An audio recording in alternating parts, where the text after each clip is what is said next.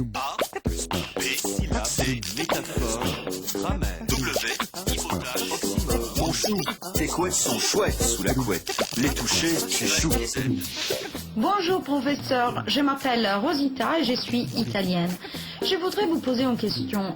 Nombreux journalistes et spots publicitaires radio omettent la liaison lorsqu'ils utilisent le mot euro. Par exemple, 3 euros est prononcé sans la liaison. Y a-t-il une explication à cette pratique? De même, faut-il un S à certains montants ou jamais? Merci beaucoup. Les deux phénomènes que vous signalez, chère Rosita, sont liés. Bien sûr, ils sont fautifs.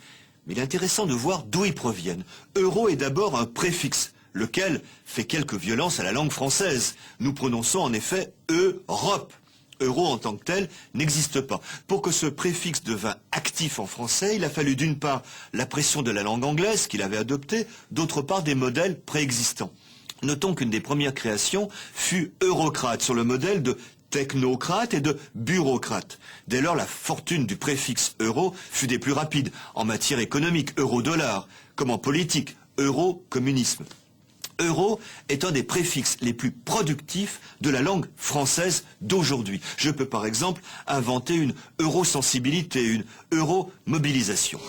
Toutefois, quand euro fut choisi comme monnaie unique de l'Union européenne, il devint un nom, 1 euro comme 1 franc.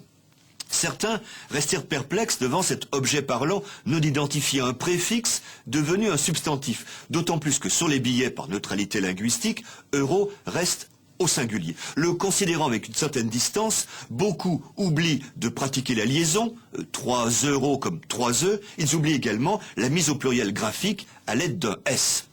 C'était sans doute une phase d'adaptation. Euro est maintenant bien intégré à la langue française, il doit en suivre les règles. L'euroscepticisme grammatical est sans fondement. A plus B, syllabe, C, métaphore, grammaire, W, hypothèse, oxymore.